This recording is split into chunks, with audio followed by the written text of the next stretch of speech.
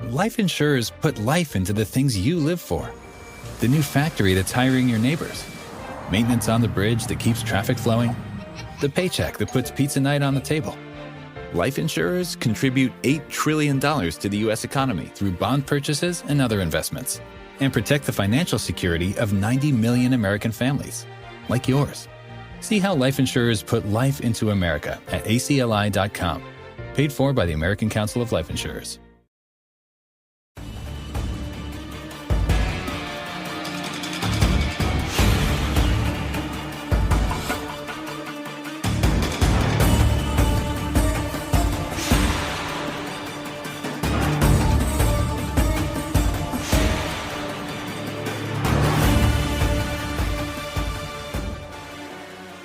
It's now time for a very crime-filled edition of Game Pass or Pass, the podcast where we play games on Microsoft's Game Pass service, tell you which games to pass into a friend and which games to just hop on that bat cycle and just drive on by. Very slowly, though.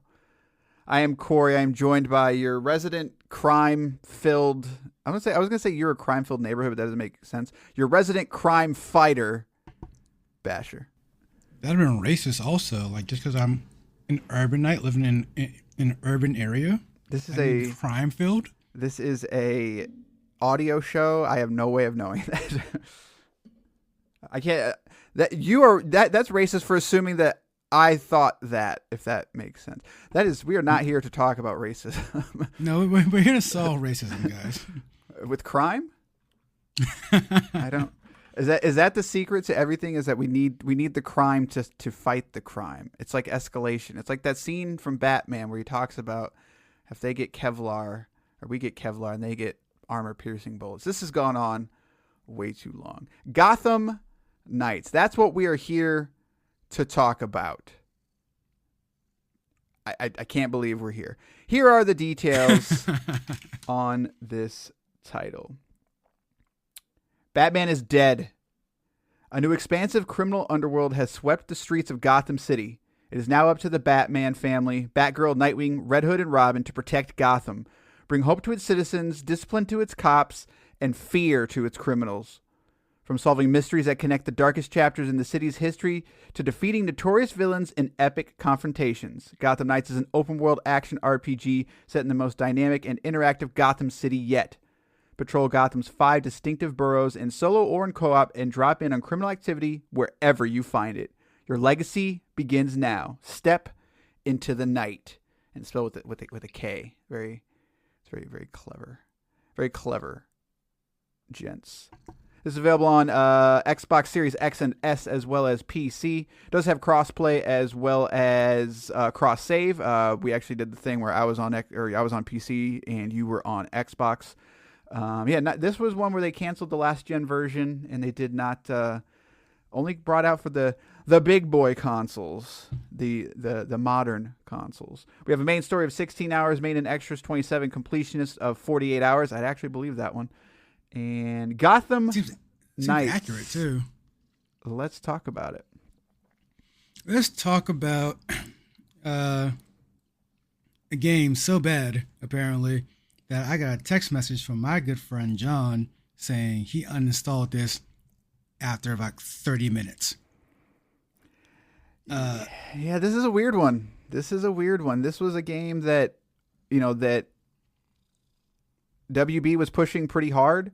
WB Montreal is not Rocksteady, so that was this was very clearly in the Arkham style, and so it wasn't Rocksteady. So a lot of people, I think, went in with kind of intrepidation. Is it intrepidation or intrepidation? I thought it was trepidation. Maybe, right, maybe. And when it hit, it was panned really hard, like really hard. And I mean, I was expecting the worst game of all time. Like, honestly, I was expecting something just nigh unplayable. It's very strange when I see the landscape of gaming and we play so many games on this show alone where, we just finished playing Starfield, well, not finished playing, but we played some don't learn the keyboard, buddy. Do not do that. Don't be that cat. Yeah, I mean, Thank you. just to give you an idea, we had an average of 67 on PlayStation, 64 on Xbox, and 66 on PC. Now, we should obviously make it very clear, and this will probably give you a little bit of a hint that of where this episode's going to go. We are playing this, far removed from when it originally came out, almost a year. So it's been patched and things like that. So we need to make that very clear. Patches can definitely help a game. It's when Cyberpunk first came out, it got a bunch of patches, sure, but it wasn't until just recently where the game was completely overhauled to where people are saying, "Oh, it's good now." You still need some good in the bones, if you will. Right. Which is why playing Gotham Knights. So it reminded me instantly of playing, like you said, the old Arkham games, and so for me, there was good in the bones almost immediately. Like it felt off. It felt a little not polished, super polished, but it didn't feel bad, and I was instantly just kind of like, where some games instantly turn me off or turn me on. I was instantly just like confused about this one because I played about the first 30 minutes like going like just thinking to myself, this is pretty okay. What am I missing? Like, am I missing something here? Yeah, I don't want to say that. Like, I think you said your friend John. I'm curious. Is that when it first came out, or was that recently? Recently, he had the Game Pass version as well. So I don't think that's a crazy response because I think the game makes an absolutely terrible first impression. And the way it starts out, I think, do you get to pick your character? I don't remember. I think it just throws you in as Nightwing, right? No. I don't remember I don't remember. Whatever. The first part of the game is a very strict sort of linear part, and the game doesn't feel great at first. Like, the character movement isn't super responsive. It's not very it doesn't give the impression that it's a AAA game in a lot of ways. Like, the combat is extremely one note, but it's the combat that and like from the Arkham games. It's the games that we've been playing for, God, 15? From the Arkham games, and like you pointed out, the Assassin's Creed games, and also the Spider-Man games, and all the games that you like, it's that combat. Right. And what I will say is they also add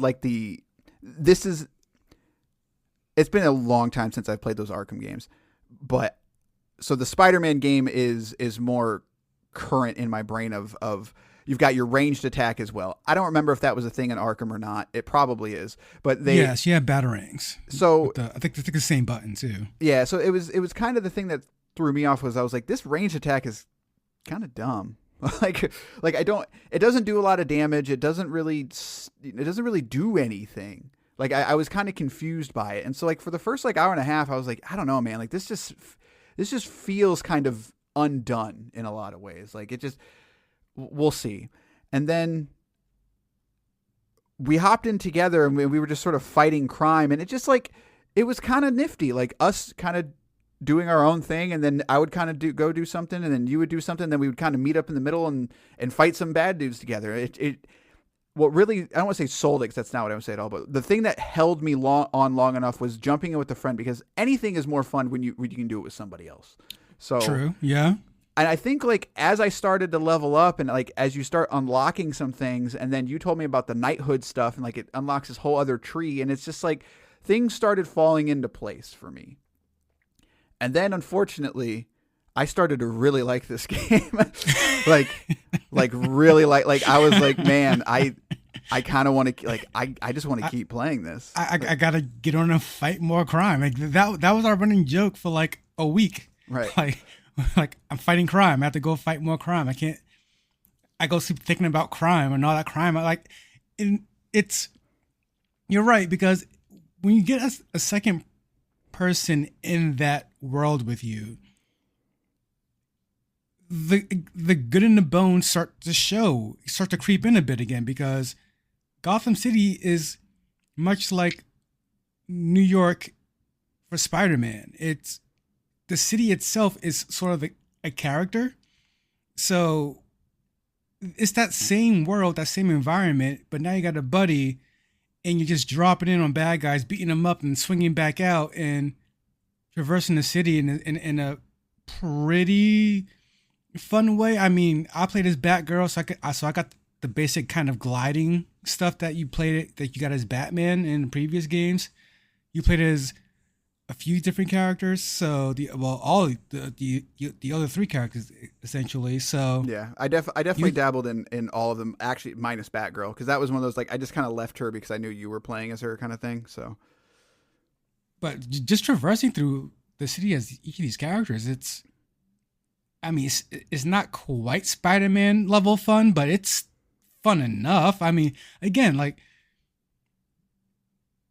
between the traversing the city, between the city itself, between the city not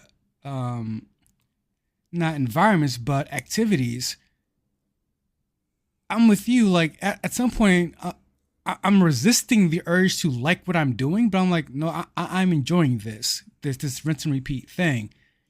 And then as soon as it got super repetitive and I started to kind of come down off of it, that's when I got to like the bigger story missions, like the Mr. Freeze mission. I'm like, wait a minute, this is in the game? Like, at some point during your crime solving missions, you get the bigger missions, because you have your regular overworld stuff, but then you have like the big crimes you have to solve with the bigger villains that you know and love. And the first one for me anyway was Mr. Freeze, and that Mr. Freeze section was kind of great. Like, right. Well, so I'm like, and that's part of that terrible first impression though too for me, is just like the way that you sort of like come about those missions or you discover them is like it's not super clear. And at one point it tells you that you can interrogate people, and I was like, okay, cool. And so basically if you press the back button or select, it kind of brings up it pops out this menu that's like, hey, here's everything going on in the city that you can do. And it's like, okay, for the Harley, I think, because we did the Harley Quinn one first together. That was the first one I fell into solo as well. It's like, hey, you need to go and interrogate somebody. And I was just like, interrogate, I think it was a freak that they called it. I was like, okay, fine. But, and you can go on the map and it tells you kind of like, if you're paying attention, it'll show you the sections on the map with this little symbol of, I think it's like an F with like a circle through it and stuff like that. And it's like, hey, this is a territory where these guys are. And so I go to that territory and it's like, I can't find anybody like to interrogate. I don't understand what's going on. And really what it is, you have to go to that particular part of town, and then you've got to sort of find one of the crimes, but the crime isn't really on the overworld unless you zoom in. Like, if you zoom in, then you start seeing these three little triangles, which are always on your radar if you're in that section. And so when I got there, and like, it doesn't explain itself well. Once you figure it out, I was like, okay, I got to go to this section. I got to go to the triangle. I got to do the thing. Okay, now I've unlocked the main mission. And you kind of have to do that over and over throughout the game to sort of get your information or whatever. But like, we spent the first 3 or 4 hours, just like you said, going around Gotham City fighting crime. But once like everything started like clicking and coming together and I learned how to play the game, like you said, like it sort of, it is 100% the Spider-Man formula of, hey, you're out in the overworld doing your thing, and then the main missions, we're going to sort of kind of confine them. We're going to put you in these very linear, handcrafted experiences that are actually like very high production in ways I did not expect. Like, I think the Harley Quinn one is by far the weakest, I think, in terms of just like, I agree. of like spectacle. It's still fun though. But no, like, and then the Mr. Freeze one is just like, it's crazy. Like it's good. Right. It's genuinely good. And even the Clayface one was mostly you on your bike. And although it wasn't the most, I mean, I don't want to oversell it like this is great bike chase sequence, but it did the thing that developers always do when they make a video game. Like, they always put something in a game where they say, all right, so here's where we break up this formula. Here's where we break up this section using this thing. And it totally worked for me with Clayface, because I barely use the bike anyway. and using it as a way to get to the boss, like as a set piece, I thought was pretty well done. Like again, like the set pieces, the handcrafted bigger crimes stuff is it's pretty well done. Like and I think the issue is getting there because you have to do so much rinse and repeat overworld stuff just to get to those things. And once you start seeing that formula happen, I think that's where that sort of surprise starts to leave, you know, like, cause when you surprise yourself in this game, you're like, oh, now I could do this. Now I could get that. Now I'm getting these kind of missions. It's fun. But once you realize how you do it, once you realize what you need to do it, that's when it gets that's when the overall gets a little mundane. And so I can understand like how someone could be instantly put off by this formula, but at the same time, I don't really get how someone can sort of hate it. Like it's not, of all the things they try to do, I don't think they fall so hard in their face that this is the worst game of the year as I've been advertised for so long. Yeah, it's weird that like out of all the open world formula games that we got, like this one seemed to be the one that like missed for people because it's I'm very picky about my open world games, like genuinely, and it's because a lot of them are the same, and this has that problem. But I think the other aspect that I'm kind of baffled about is like all four characters are genuinely fun to play, and they all kind of play differently. I guess I can only speak to the three, but I'm assuming the fourth is at least somewhat different. But like you've got Robin, who is more stealth based. You've got Red Hood, who is more sort of brawler and range based because he has like they basically just gave him guns, which is kind of crazy to think about. Like at any point you can literally just hit left trigger and you're playing like a third person shooter. And he's brutal. Like some of the moves that he does are just absolutely brutal. And Nightwing is kind of more of your agility based character where you're kind of put in situations and it's a little bit more button combo-y heavy and stuff like that. And there's some really cool stuff in all of those trees that I played. And so whenever I got kind of bored with the overworld, I would kind of switch my character up, and all of your XP and stuff transfers.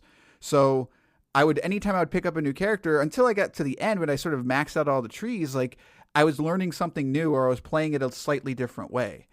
And again, it's strange to me that out of all the games, like, yes, this has a very rinse and repeat formula, but so does every one of these games. So does every Ubisoft open world game. Every Spider-Man is the same.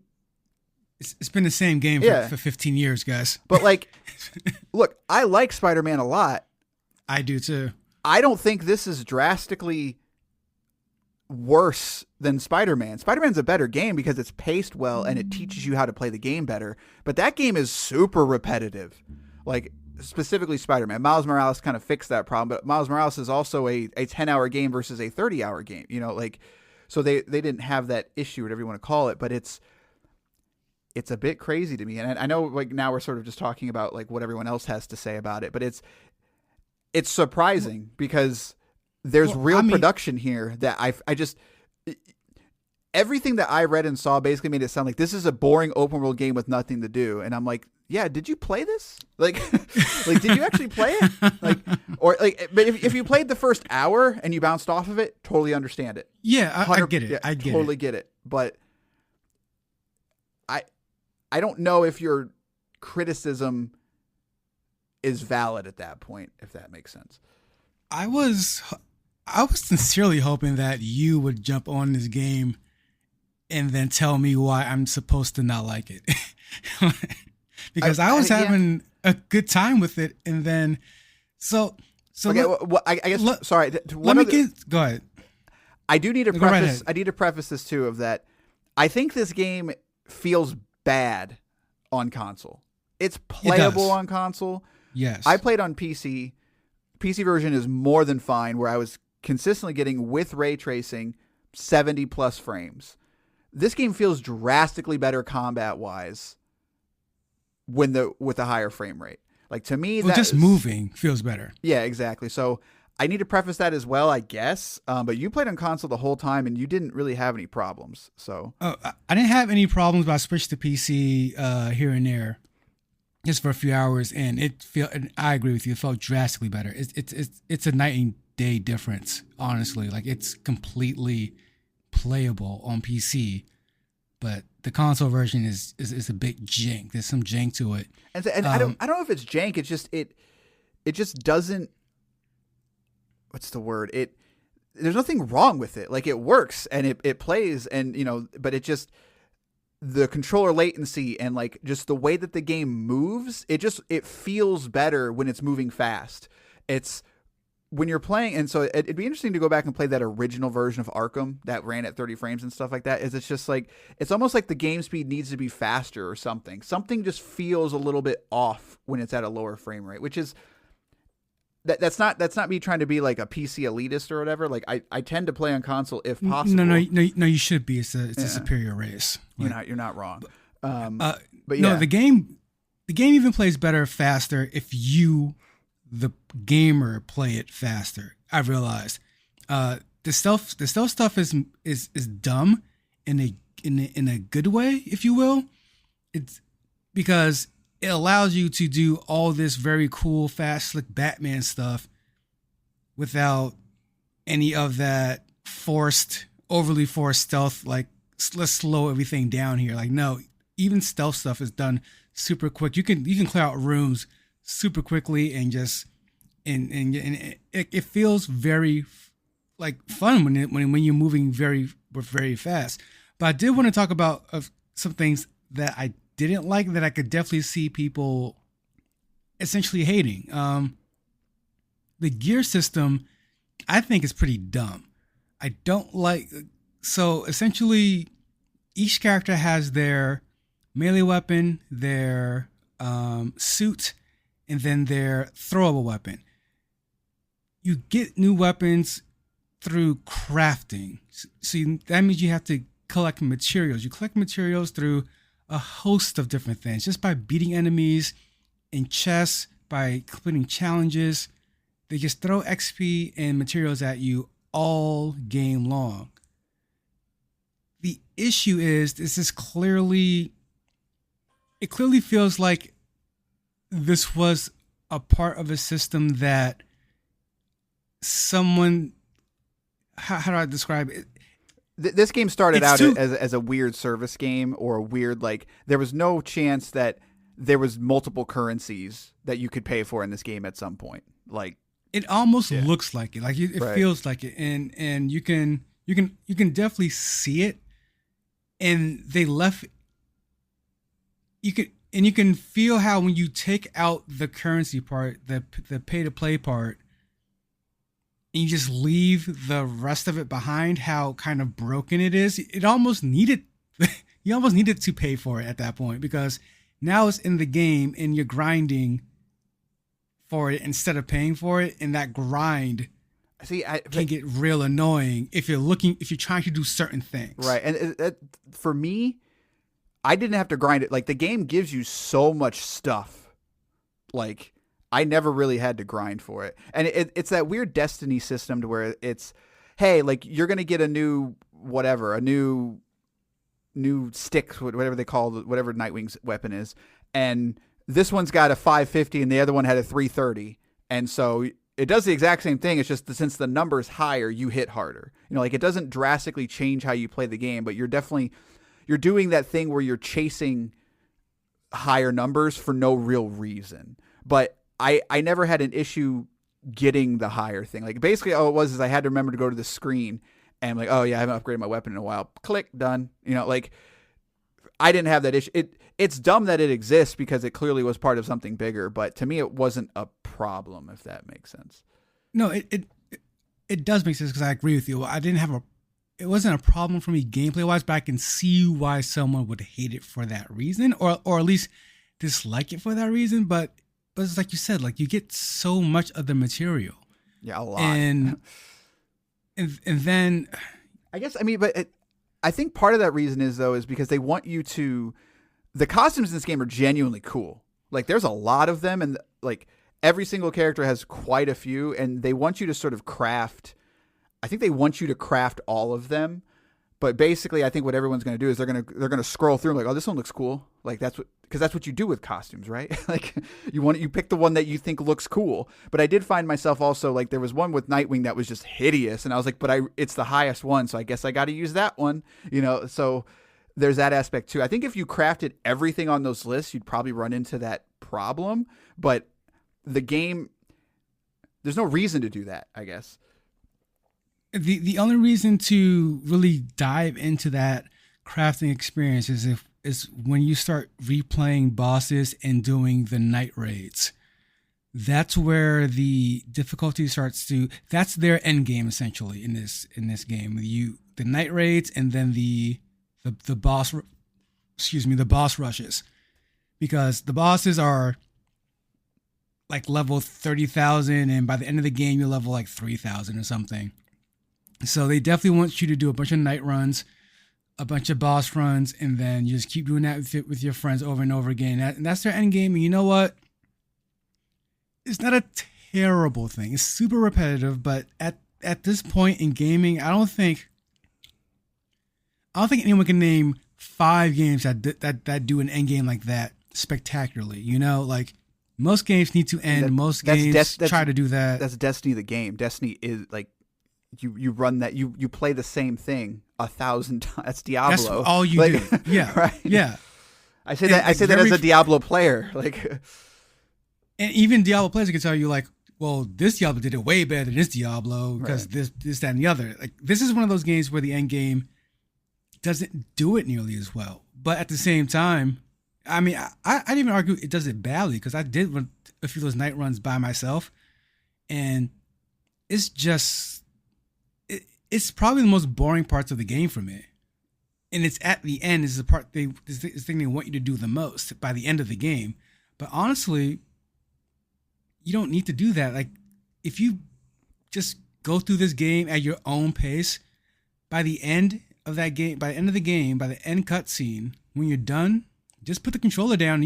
And I think you had a great 15, 20 hours. That's exactly what I did. Like, first of all, I didn't know I was going to the last level. Like, I genuinely didn't. So it would have been nice if they would have told me that at least. But like when the credits ran and it's like, congratulations, now go back and get out there. I was like, no, I'm good. Like, right. I'm totally good. Like, I thoroughly enjoyed my time with this game. Like, it would be cool to get some other costumes and stuff, but like, no, like I'm good. I don't need to play any more of this. Like, if I had a real big beef with the game, it would be, I hate the Court of Owls enemies. Like, that is my biggest beef. Is like every faction has like 3 different archetypes that for, you've got your range guy, your close up guy, and your heavy. And those frickin', I don't know what they call them, but the ones that like you can't hit them, you've got to stun them first. God, I wanted to murder them. Oh, the ones that crawl around? Yes.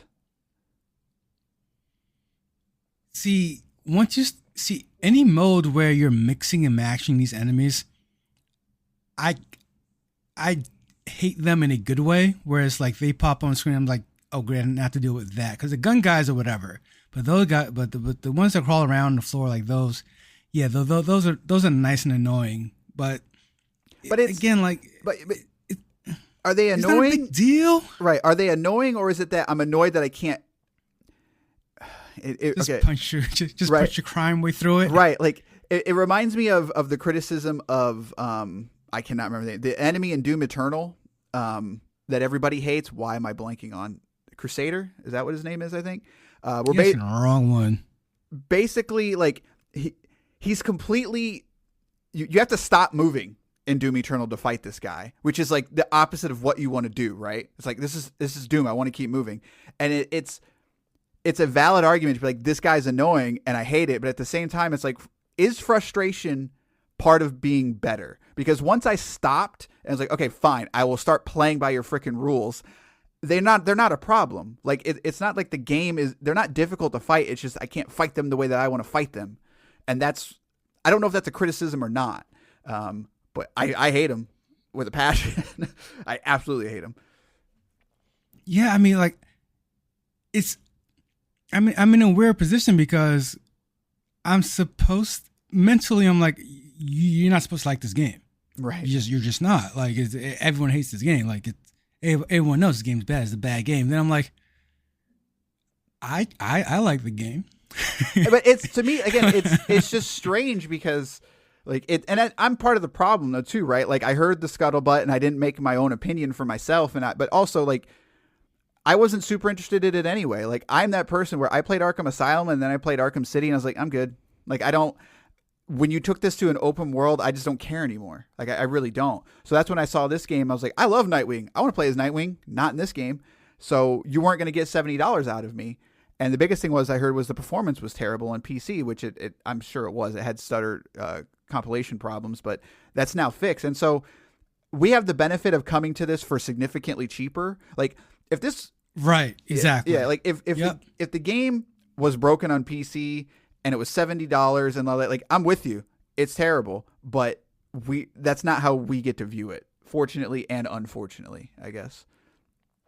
I mean, I would say mostly fortunately because this should be the nature of the beast. I mean, we all want a feature complete game and blah blah blah. I mean, like that's the struggle we have right now as a consumer with most gaming companies. But when you get a story of a game that actually goes back and fixes the stuff, and I mean, like they don't get a pat on the back, but by the time it comes out to the rest of us, I'm like, I'm playing this game with no performance issues. First of all, I mean, it plays slicker. It reminds me of the Arkham games.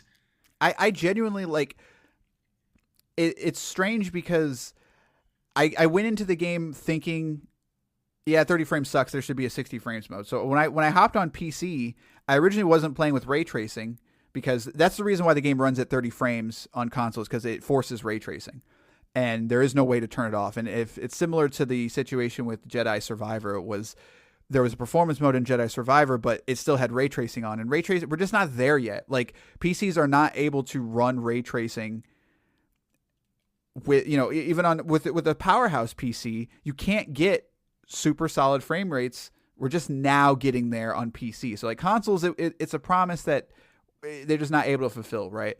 And so how did they fix Jedi Survivor? They turned off ray tracing. So I came to PC and turned off the ray tracing, and I was like, okay, great. I'm now getting 120 frames a second. This is how I want to play this game. And then it had DLSS. I was like, I'll turn on ray tracing.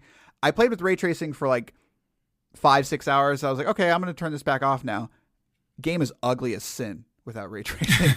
like it's strange because I understand why they didn't do it now, is because the game is really ugly without ray tracing. And it's one of those circumstances where like that was a decision that they made, was to have their main function of lighting be ray tracing, and it bit them in the butt. Like, but at the same time, that's what gamers want, right? They want ray tracing. They want the high fidelity. They want XYZ. And so it's just like, man, circumstances just did not work out for this one. However, we're here now, and I genuinely love the way the game looks. Like I really do. The game looks awesome, and it's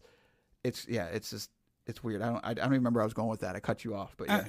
No. I don't think you did. I mean, if anything, my issues come from just being a Batman nerd and just stuff like I don't like Batman's voice actor, or I don't like some of the spoken dialogue, and the way the story plays out, I feel like is it's cliche. Yeah, it's super cliche. But I mean, on top of that, you there's a rule in writing where you can't write a character smarter than you, because how can you be smarter than yourself? And so like, right. It's the opposite here, where they have to make the protagonist pretty dumb. I think like you fall into every trap the villain lays out. Every villain lays out. It's kind of ridiculous. But again, this is like nerdy stuff. I mean, I don't, as someone who doesn't have a lot of time to dedicate to super deep long, rich narrative like an 80-hour God of War. I mean, I pick up and play this for an hour at a time right before I go out for the second job or something, and I had a good time. It's very strange. I think just a couple of weeks ago we reviewed Starfield and said no. Right. I was thinking that. I was like, we're really gonna be that show, and not that anybody really cares because we don't like advertise ourselves or anything like that, but like we would be that NeoGaf post like podcast says Starfield sucks but likes Gotham Knights, and like that would be our legacy, right? Like it's like no, like honestly, like it's that one guy that hates us because of Remnant, like right. I was thinking of that guy too. That guy lives rent free in my head, by the way. It's ridiculous. Any high profile game that comes out, whether if I like or dislike, I'm like, what would that guy from Remnant think? Now, to be fair, I said you should play Starfield. You did not, so they'll hate you, not me. But I mean, which is fine. I will happily be the villain on the show. I'm the Sony pony here anyway. But yeah, man, like I do want to on the story. Like, I don't want to say I genuinely liked it because that's not what I want to say. I did not dislike it the way that I saw some of the vitriol that like some people were like absolutely terrible, like worst story ever. I'm just like, what do you expect? I don't get it. Yeah, I don't get it. Like it's just and a story. It's not good or bad. This is coming from somebody who likes Spider-Man, who was super excited about Spider-Man 2 in just over a week here. Like, I don't think that story was significantly better. And I've played that game recently and I've replayed it, and it's like, it's the same thing. Like, Peter Parker's dumb, man. Like, he falls into the same trap 100 times. And what I will say is, it's a better told story because of, again, the pacing. The biggest problem with Gotham Knights to me is pacing, because the way it tells the story and the way that it hands it to you, like, it's super strange that, like, sometimes when you go and switch characters, all of a sudden you'll have these, like, moments with Alfred, and it's basically all four characters are trying to figure out how to deal with the death of Batman and like, what would Batman do? Like, how can we be Batman? We're not Batman. And they all have their own little story to tell about how they feel about it. And I think Jason Todd's is probably the most, I don't want to say interesting, but it's the most, like, not cliche. It's just like, Robin's a kid, you know, like, how can a kid live up to be Batman? You know, like, it's just not possible. But on that topic, they also, no matter with whatever character you pick, you actually get different dialogue throughout the main story, which to me is cool. Which is crazy. Like, they actually went and did that, and there's certain lines that are told. Like, if you go in as Scott, what's his first name? Why am I forgetting his first name? Tim Scott. Tim Drake. Tim Drake. Yeah, Scott. Who's Scott? There's no Scott. Tim Drake. Scott. You know, the dialogue is actually about those moments to where of, like, I guess it's a small spoiler, but I guess it doesn't really matter. Of just saying, like, if you're not the first Robin, Batman didn't choose you first because that's Nightwing. But if you go in with Nightwing, you get a completely different set of dialogue. And it's like, that's crazy. That's really cool that they did that. And nobody's going to see that because. And the same with Batgirl. When I appreciated Batgirl's moment with Harley, because Harley knows you're playing as Batgirl, and she says something about, like, how you breaking up girls' night. She's like, how dare you? I'm fun. I'm a fun girl. I'm like, that was cute. Right. That's a cute exchange. Like, Tim Drake's not getting that. And that's super interesting to me. And so that's why to bring this back around and say, like, the story is there, and it's just like, it's kind of hard to find in a weird way, but it's all there. And I say that to just basically say, again, I'm with you. It's just, this has been more about, like, I don't understand the hate of this game. Like, I understand why some people would bounce off of it because it makes a terrible first impression, but the people that just say, like, this is the bane of video games, the way that people, I'm just like, I can't take you seriously. Yeah, and if anything, during this episode, I'm trying to get across how this is not the greatest game you'll ever play, but this is the best 7.5 I've ever played. Yeah, I mean, like, this is like is really, if if you like the open world superhero genre of a game, this does not do it in any. This does not fail. Like this is and that's what's, I guess, just took me by surprise. I was expecting a failure. It's definitely not a failure.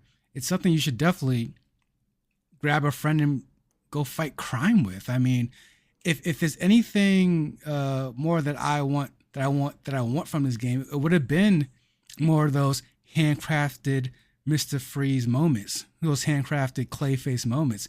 I think the game would have been even better if it was mostly those moments that you play through cooperatively, with the overall being a side piece. But that's not what we got. Instead, it's more open world based. You grind, you get clues by punching people in the face. Then you go back to the belfry, and then you unlock the main mission. Rinse and repeat. It's not a bad cycle. It can get mundane. You can bounce off of it. You can not like it, which is fine. But for the most part, it does what it does. Does what it does well. Like I actually feel kind of bad for the devs on this one, because yeah, I do too. If anything, I think Warner Brothers screwed them over by saying, "I see you guys have a good game there. Would suck if we put in a bunch of microtransaction-y stuff in there, wouldn't it?" And it's like, yeah, that would suck. But other than that, yeah, and they made a pretty good game. Yeah, if I remember correctly, like this was supposed to be a service game, and then it basically, the first time it got unveiled or shown off, like it got dragged pretty hard, and probably for good reason. I'd have to go back and watch it, because I have this like vivid memory of Nightwing picking up loot, and that doesn't really happen in this game. So I'd be curious to, if I remember and I'm bored enough, I'll go check it out. But you're not wrong. Like there's definitely, you can see the stitching coming loose of just like, this was something else at some point. And this kind of comes back to that thing of like, man, making games is hard, right? And a lot of it's luck sometimes of making sure you're at the right place at the right time. But this is definitely a victim of certain parts of the game were changed late or ripped out, or, you know, something along those lines. But again, it comes back to, this is not, there is a lot of good here. And I genuinely feel that way. Like there's a lot of good to this game, and it's a bummer that a lot of people didn't see it, you know, and it was dragged through the mud so hard, because that doesn't make sense to me, genuinely. So again, this is with the preface of everything worked for us. The PC version was more than fine, you know, so that could play a huge part into it. So, but yeah, anything else you want to say on the old Gotham Knights? Which what a weird time to be alive. Yeah, I mean, I think the biggest flaw of this game, the one singular flaw to otherwise perfect 10 out of 10 game, is Batgirl has a better butt than Nightwing, which is canonically untrue. Nightwing has the best butt in DC Comics. This is facts. I took a picture just to. Do you still have that picture? I can make it the thumbnail. I could do that. It is. It's the background screen of my phone. So yeah. Okay. Like I'm gonna pull up my little Xbox app in real time and see if can I see this photo. Cause you definitely can. It should be on your front page now. It should be. I know they put a place on it. I'm gonna change the show. Like our logo will no longer be. It's just going to be. It's just going to be this. I'll find it and I want to see if I can. But yeah, no,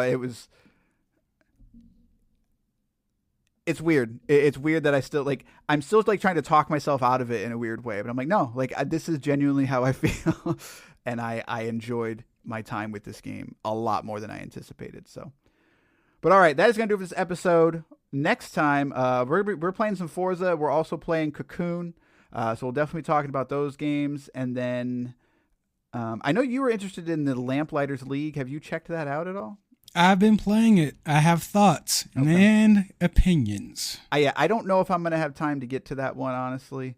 I kind of want to, because I've heard things. That's one that that's one that I would not go in on blind, if that makes sense. Like I definitely just needed to hear what somebody said, and I'm hearing some very strange things for that one. So, but there's also other games coming out that we just genuinely want to play. Like Spider-Man's coming out. I want to play that. I got to play some catch up on stuff. So I think we probably got about probably 5 or 6 more games for the rest of the year, and then we'll probably be time for our game of the year. So, but all right, that's gonna do it for this episode of Game Pass or Pass. We'll see you next time with Forza Motorsport or Cocoon.